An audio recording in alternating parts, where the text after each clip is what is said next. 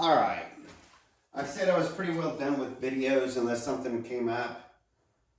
Pushing, pulling, thins, and fats. Let's just make this real quick. We know on a golf swing, we're trying to come from up here and get there. There's a 5-iron. So that's our golf swing. And we want the ball straight. So what happens when the ball does not go straight? If you're coming from here and you want to get your hands to here, and as you get your hands to here, you're releasing the ball through and toward the target, your left hand runs out of real estate about here, so it's really pulling up and around. So it's pulling up and around. So when your club is going down and your hand is going up and around, that's what allows that squareness to happen. So that's an important concept. So you really want to be able to keep this fairly straight, come up and around, and let the club head come down and through. So if we know that concept, let's talk about pushes. If I relax and hit through the ball, these guys are doing what they're supposed to do. A push. What happens is as I'm coming down, I push my right hand, push it out. Well, let's find out. We're going to come through here. There it goes to the right. Is it necessarily an early release problem if you're coming down and pushing to the right? Well, you could still hit a great square shot. And if your body and your plane line up with that to the right, you could have an actually perfect shot just 20 degrees to the right. So the cure is let the club come through and turn straight, and don't try to help close the club as you're turning, because it's easy to get caught up and push to the right. Why do we say pull left? You ever felt like you're dragging the club face across your body? Something's just like, wow, I felt like I was just dragging it across. If you're supposed to be coming from here through, and we know we have to get the club head to the left, and I always said, if you feel like your hands, throw the hands toward the target, it's the rotation of the body that pulls it up and to the left. And because you don't want a chicken wing, you have to come through. That means you're coming up and pulling down on here and then up and to the left. What happens if we start pulling up to the left early? You come here, that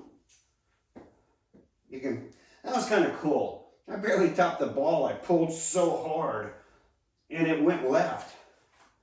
So that really showed you what pushing right, pulling left. That means you're not letting the club head go through the ball and just go. You're either trying to help and you're trying to close the door faster, but you haven't gotten around. You might even block yourself, and there's that push. Big old push to the right. Or you can, like I said, pull to the left. That's just your dominant side coming through, and you're pulling to the left and not letting the club head come down and get ready for release. Because if it gets down and releases, it'll go straight. What else can go to the left? Well, if our body knows we're coming down and we're coming either A, we get a little bit over the shoulder. That's always going to create that outside-inside path. And then you might open up your club face. You might close your club face. So you might be hooking or slicing. A lot of things can happen, but that's once that goes over the top, then your body's trying to make some kind of recovery. Could be a push, could be a pull.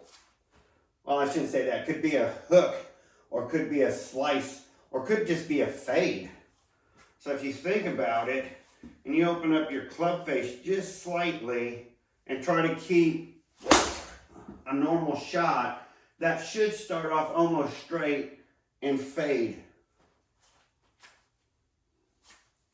If you were to close your club face just slightly and made a normal shot, that's not. You have to still make the normal shot. Otherwise, you're going to get some weird things going on.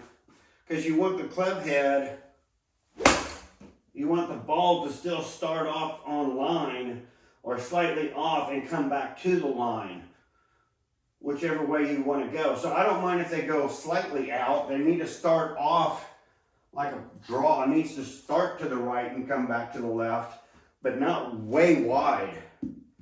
You're not trying to snap hook. You're trying to just do a simple draw. So yes, you want to come in a little tighter coming in, but on your release, you still have to release it. But sometimes we get slightly left and more left, and the ball keeps going, and now it's way left. And that's that flip. Your body's coming down and it realizes it's going to either be an open or it's going to have to flip at the bottom to help square it, and it just, your timing is off, and instead of hitting something on a straight line, your body's trying to rescue you, and during the rescue process, it did the best it could. So if you can't come through like that's slightly pushing to the right. So your ball flights, if they're straight, push, pull. And if they're a little crooked, slice, draw. Or hook, if they really go out crazy. So sometimes you'll be like, man, I really felt like I had a good hit. It had a little bit of a draw bias. It hit the fairway. And it just spun left on me. It must have hit a rock. Depends on your fairway. There ain't a lot of grass or something for it to land on. And you start that spin, and then the wind is blowing also. So now you got spin, you got wind curving the flight of the ball. And now that ball's just wanting to hit the ground. She's going to take off to the left. So that's why sometimes you're trying to hit straight and you get that little bit of a fade, that baby fade, and you're like, oh look, a baby fade, and you can live with it. And sometimes it's a little bit more pronounced, and there goes the ball off the fairway, and you're like, God, but I hit the middle of the fairway. So how can we cure a lot of this? I know I showed you your favorite club starting off was a 9-iron, doing 9-iron drills. Well, what if we grab a 5-iron? And let's start thinking about some of this and starting small. And the sooner y'all learn to start small, the better off you're going to be. And I'm going to explain that right here. Most of you cannot take a swing, just barely start moving, and then try to hit the crap out of it and hit a good straight shot. That's because I'm releasing. And what do I mean? As the club is coming down, I'm braking and letting the club release through the ball. Well, think about it. If I do that and I quit turning, bad things are going to happen. I'm going to come up, but I didn't come through the ball so that my club head has the longest chance of staying straight through the ball. I want y'all to start off, make sure you're square. Lately, I know my rules. I know what I teach. Or at least I don't teach, what I talk about on video. Squaring those hips, coming up and around, getting the weight and everything. I have been just getting pinned and back lately. And again, you can make a hit from here, But if you're going to pin yourself that far back, you're not going to get a straight shot. And if you want to get a straight shot, you had better hold that lag forever and make a turn to hit a straight shot. That's too much work. However, leaving your back a little longer to the target and pausing at the top, that's not work, but that's allowing you to feel your body position so that you know you're ready to finish your swing. So coming up and coming through, that's why I say if you do that, now you can look at your ball flight and go, oh, it was a push. I helped it out. Or I didn't turn my hips and I stayed, instead of my plane being this way around me, I turned my plane and it was this way to the right. Or I overturned, came over the top, and I had a great swing, so my ball was pure to the left. Or I pulled on the club handle on the way through, and that gave me that to the left. So that's now my plane the wrong direction. So to settle this, or set it up, so you don't have these issues, if you just start here, and start off straight. Now you're going to be like, God, everybody tells us to do that and it's so boring. Well then, don't do it unless you're going to practice it correctly. That's a hard shot. It's like a hockey. And let's get it. Hockey players are coming through on a hockey stick a lot differently, so it's really not a hockey shot. They did a YouTube video one time comparing a golf swing to a hockey shot. Not the same.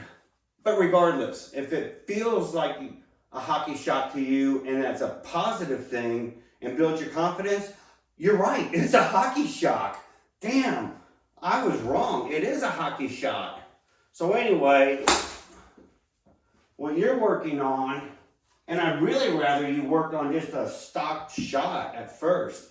What do I mean? My 5-iron should hit the line that a stock 5-iron would go. So if you start working on this, see that's a little low because I'm driving the ball because I like to hit down on things. So I said stock shot. We're getting it up there. Why is all this important? Well, you gotta know where your club head is in space. You gotta know where your lag is. There we go, hit the line, 5. So there's your 5-iron. So now you know a stock shot. If worse comes to worse on the course and your wheels are coming off and the round is starting to get bad, turn everything can be your saving grace. So let's go to trying to compress the ball. Do you really have to get those hips starting to rotate to bring the club down to compress the ball? What if I told you compressing the ball can be as simple as the turn everything? Yeah, I said that. As simple as the turn everything. But what you're learning on compressing the ball is how to keep your hands down.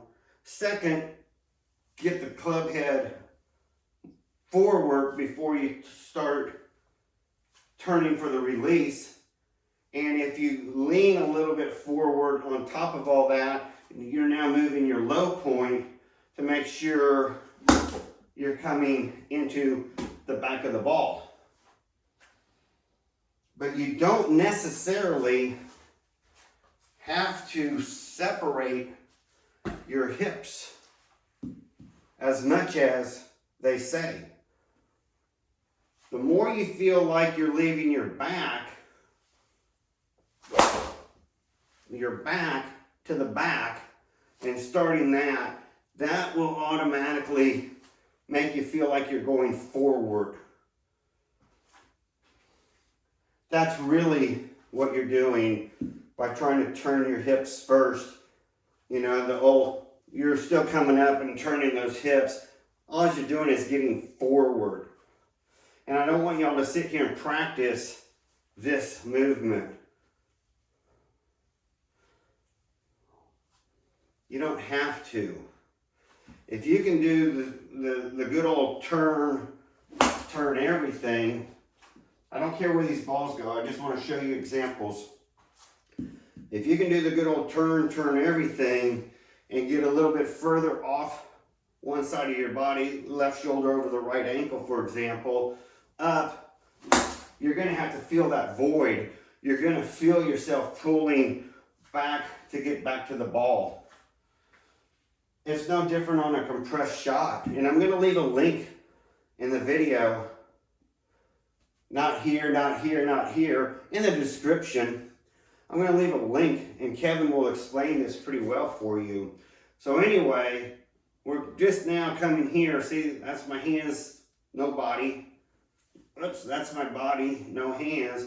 So the takeaway is important, keeping that arm straight and pushed away from you until you have to start bending this elbow so that you can actually make a full turn. And once you do that, coming through. But I said we're working on a drill. So I want you to almost feel like you're going to face that way to hit the ball for right now. Just for right now. And I want you to be pretty loose about this. So you're going to get up, you're going to come here. And see, I didn't make the turn. But what I'm trying to do is just get the club head onto the back of that ball with a lot of release, as much release as I can. If they're thin, we'll fix it. If they're fat, we'll fix it. Now you know right, you know left, you know slice, you know hook, you know too heavy of a draw, going left. We'll fix up and down real quick. So get this. See, I'm still facing that way. I'm hitting the ball now. I'm getting some pizzazz on it, some zip, because I'm hand braking. As my hand comes down, I'm allowing my club to continue, and that's what it's going to take for either a good golf shot or to compress the ball, to hit smooth, what looks like a nice smooth stroke, and get all the distance in the world you can. You got to get that club whipping down here. We've talked about that. So instead of 9 irons, I want you to 5 iron. And I'm trying to lean my back to the target and let my body do the rest of the work. So if I'm a little thin, what does that mean? Well, I need to get steeper. That fixed that problem. So if I fixed it that way, when you're out in the real world and you're starting to hit your shots and they're thin, how do you fix it? Get more angle of attack. Rotate those shoulders. What if they're thin? We'll go over that in just a second. That one's kind of fat. I'll try to do better. Let's get a fatty out. We're going to draw a fatty out of the bag. Oh, that's fat. You're not turning your body. You're coming down with your arms. You're just crashing. You're just crashing down into the ground. What happened to this? What happened to letting this go through? So your fat shots are going to be, you're coming down and crashing into the back of the ball or behind it. Your thin shot, I said, could be angle of attack is too shallow coming through here, and so they're a weak hit. That's one possibility. The other possibility, if your club is coming down and it's going to run into the ground if you don't do something, that's when you start to turn. And what does the left knee do? the left knee starts to go up. As the left knee goes up, the the club head goes down. I'm pulling up, club head goes down. Here's my grip. I'm pulling up, club head goes down. What happens if we go a little too early, however? So whereas we're coming down, we already extended that left knee. I'm going to top the ball. It's coming down and that feeling that I'm going to hit the ground. That's what allows me to miss the ground by extending my left knee. So as my club handle goes up, the club goes down, but because of my forward momentum, see, I can lock the knee early every time, and I can start thinning shots. So watch your knee. If you're thinning shots, it might be angle of attack. That's always a good possibility. Knee coming a little steeper. But see, I can pull that knee out and I can start topping balls. So how do you fix that? Leave the knee a little longer. Come through. Okay, went up a hair. You got to be dedicated. Can't be scared to hit the ground back here because you're scared to hit fat. So come through. No, we're still doing it. So there must be something else to this. Yes, the knee popping or locking early is part of the problem. How about we take more turning swing? Now we can let more of a release happen. So what I'm basically saying is, if you get too tight and you're not taking the full advantage of all the airspace around you, it can still create problems. And so one of the problems is you got to start, see, I can pop the knee. Some people do that for that extra power, or at least they feel like they're really getting that extra power because they're pulling down. Don't chase that road. It's going to take you down a rabbit hole you don't want to go to. What happens if we go back to just learning how to release the club? So if you're doing these little practice drills, they might seem like boring, but you still have to set everything up to get a good hit. So when I tell you I want you to keep your back to the target as long as possible and get a good hit, I want you to be hitting real golf balls and knowing you're contacting the middle of the club. If you got to go get those 4x6 peeling stick, thermal paper stickers and cut them to fit your club head, and just cut them in a square and wrap this bottom part around. You don't have to cut them at an angle, but they'll teach you where you're hitting your golf ball on here. If you keep your head clean enough, you should see some markings after hitting a golf ball. You can spray underarm deodorant, the white stuff, and get a marking on your club.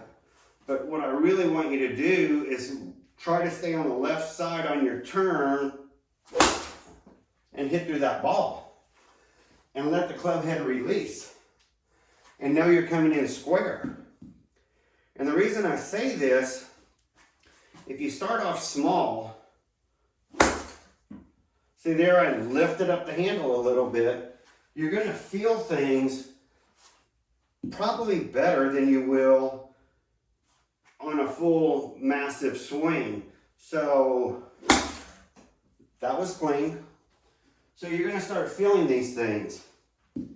You're also going to be able to take it slow and take that pause at the top. That's going to teach you more than anything. Once you can start doing that pause, So that tells me my knee is coming up before my club can come down fully. And that's what's causing those weak little shots. So I said, what's the cure for that? Take a little bit more swing. Let it come through. Keep that shoulder feeling down a little longer. So these drills aren't boring. They're teaching you body positions so that you can make perfect strikes. If we're not hitting the center of the face, none of this other techniques are going to matter. See, I came up with my hands this way and turned my club. That's not correct. You don't want to come, make sure you're in the camera. You don't want to come this way and then have to turn the club. Some people will say, keep the club head in front of your hands, but what are they having to do here? The club head's in front of their hands. Now as they come down, they have to shallow before they can come around. That's manipulation. I thought we were trying to keep this simple.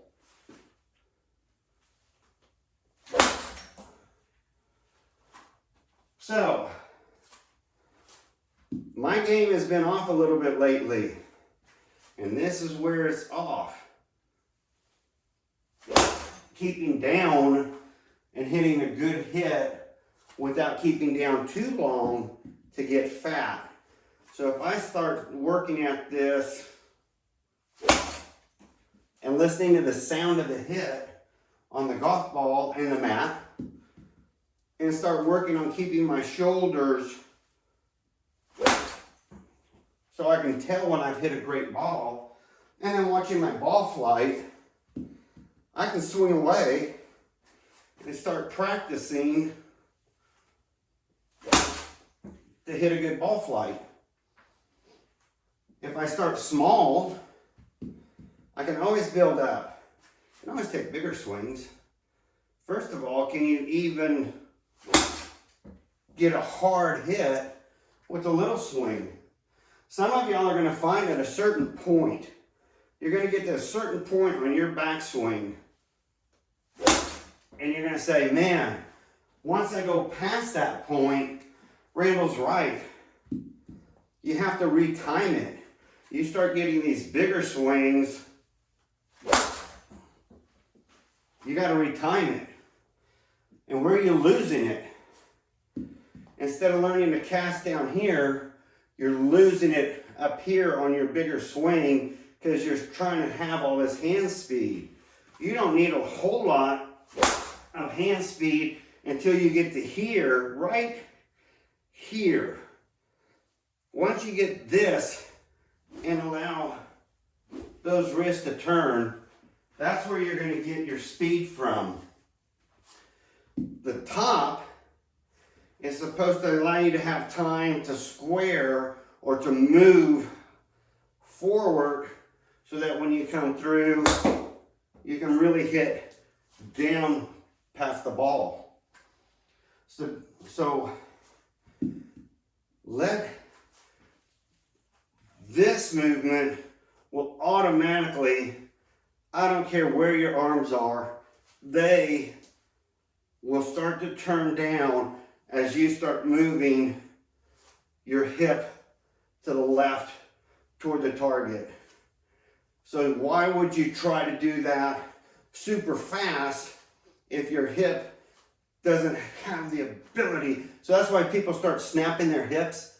They're trying to snap their hips so they can get this jerk down and snap their hips. Well, why don't we just simply go back to wacky whack golf? If that's what we're trying to accomplish, we'll whack this way, we'll whack that way, we'll move our hip, we'll move our hip. Why are we doing that? You want it to be smooth and easy. Learn to make the turn and get those hands through and let that club release. But if you're going to start on a 9 iron's your friend, then go to your 5, stay back here,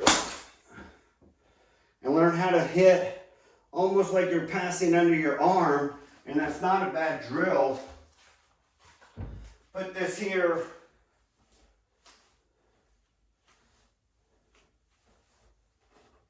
and work under your arm. That's going to start keeping your head in place.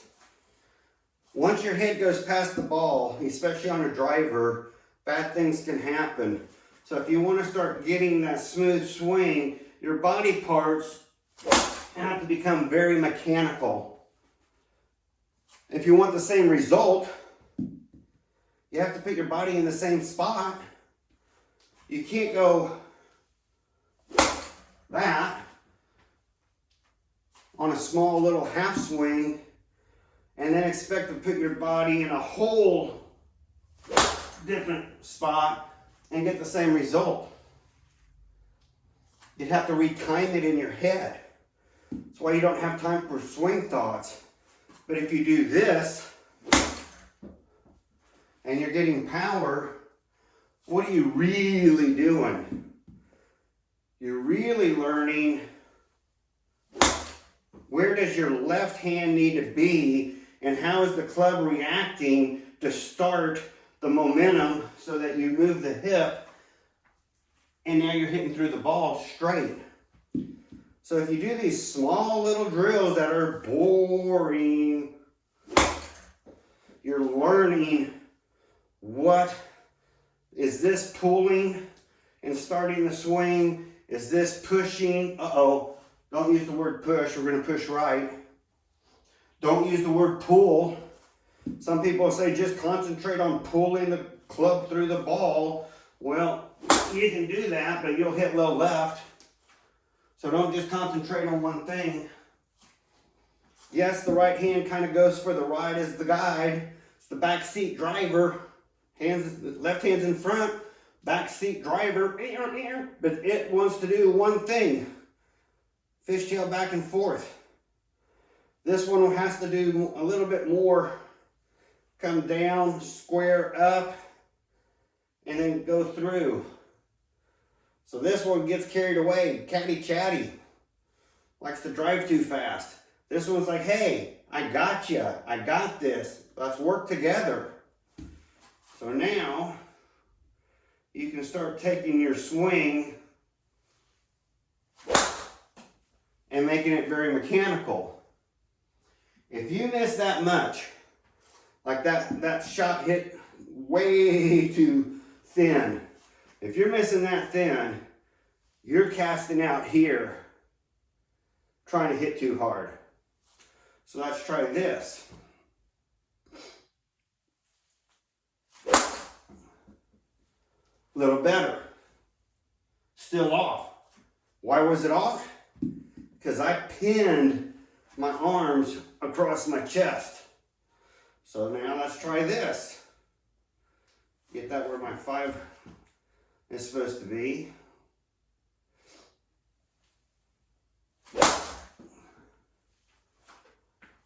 Dang it. I'll have to look at the video. I think that went low, but it was so quick I didn't get to see it. So let's try this one more time. That's about where I want my 5-iron. For some, they're a little low, but that's because if I'm compressing them, they'll come back up again and drop.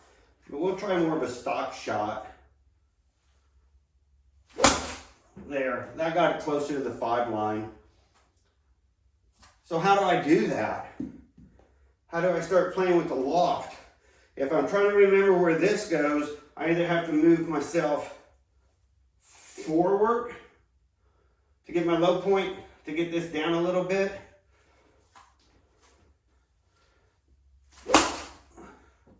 Or just work on my timing. See, that was great timing, but that ball went slightly to the left because I didn't go slightly forward to make sure it came in square. So I took this bigger turn, I overran my chest, bigger turn, you're hard pressed to square, and probably go slightly to the left because you haven't really set your hands down here to come through square. That bigger turn, you tend to get stuck back here. the more, and I guess that's why a lot of times people feel like they're driving the left here. The analogy is you're shaking this person's hand, shaking, and then on the way through you're shaking this person's hand. And I guess that's why they try to have you do that. That keeps you automatically on the left from overrunning. So that makes sense. So even I right now, trying to get away from my old swing into this new swing, have to feel when I turn, I'm getting my hands out away from me. And I told you, I'm not a lifter and then have to drop back down to turn into the ball. I would rather go deeper, so my hands don't ever get up here. They don't ever cross my shoulder line. And the last thing we haven't really talked about is getting the handle, again, over those toe lines. But what happens when we start getting the handle too far inside the toe line? So now my toe is way up, I'm here, and I can hit a ball, but you only get so much advantage if you keep some angle here, not straight up, some angle when you're coming through, it gives you more of an advantage. But if you come too low and you start getting to this point where you have to, you don't have that swing power and advantage anymore. Your wrists are so busy holding up that club. At this point, they're holding up that club so long that they absolutely can't get a swing advantage here because you're so low and tight to your stomach. Conversely, if you get the handle further out this way, you can hit a good shot. You're just going to have a little slightly different release. So instead of coming through and releasing the ball this way, you're almost on top, releasing the ball down this way to hit through there. So you're going to have to learn, if you want your hands way out like a Brian DeChambeau, he's had to learn how to bring the club in and release a little differently. So the only way he learned to do that wasn't the left grip. It was definitely going to be the right grip, changing the right grip so he has this action still happening. So if you're more down here, the closer you get down here though, see, your wrist has to start really trying to make an angle to hold that angle, start coming back out again, and then all of a sudden you can get a better release. So everybody has to find what's comfortable for their release. The one thing that doesn't really change, and I'm going to wrap up this video with this, is the longer you hold that lag coming down and letting that club release, the more power you're going to hit the ball. So you have to learn, the more you hold that down before the release, the more you have lag.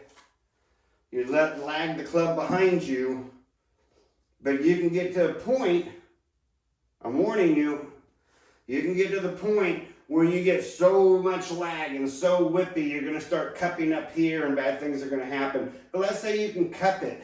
Let's say you can get this much lag and try to hold that much lag and still square up at the end. Because you can if you practice. You're probably going to thin a lot, or you're going to spend so much time trying to get this whip through here that the shots, even if you're perfectly square, until you learn how to get all the way through that ball, they're going to be weak. Too much of anything is not necessarily a good thing. So if I want to get really whippy, see, I can do it. I can whip up here. I'll do it one more time. If you want to get really whippy, you can do it, but you're not going to have that driving down and releasing cleanly through that ball. And it's a lot of timing to get really whippy, even thin, even fat, even hit correctly. That extra whippiness doesn't help. You'd have to be more like Brian DeChambeau at that time, learning how, instead of coming to here, learning how to whip it this way. So you're now really getting as much coming through to release as possible. So that's that, keep it on plane. Now I got to retime that, but you can see how, and I wouldn't have to do it like wacky whack golf. If you trained yourself to just really get back here and get that club really giving it a chance to whip through, I can see that being an advantage.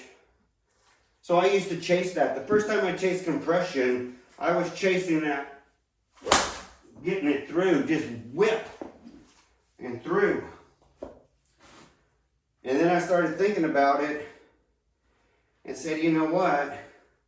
There's a lot to be said about taking that pause at the top, lining everything up, knowing you're right where you want to be, ready to pull the trigger, getting the consistency, and letting the club head fly. And quit trying all the other ways to find speed for now. And just stay with something. Whatever your swing is, get to know it. You can always make changes. This is my 14th swing in 3 years.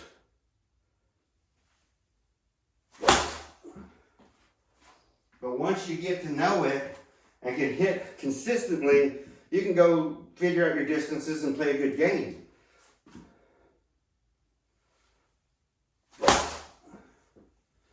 But you got to start working on something. The last thing anybody here watching this video wants to do is to go out and work on all this and then go to the range and do that and find out your timing is off. Or part of your old timing from your old swing visits you while you're trying to make a new swing. So you got the old timing with the new swing. So all of a sudden, you're hitting bad shots.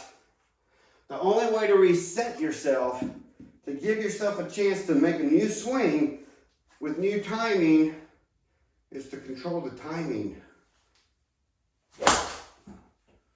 I'll leave it at that.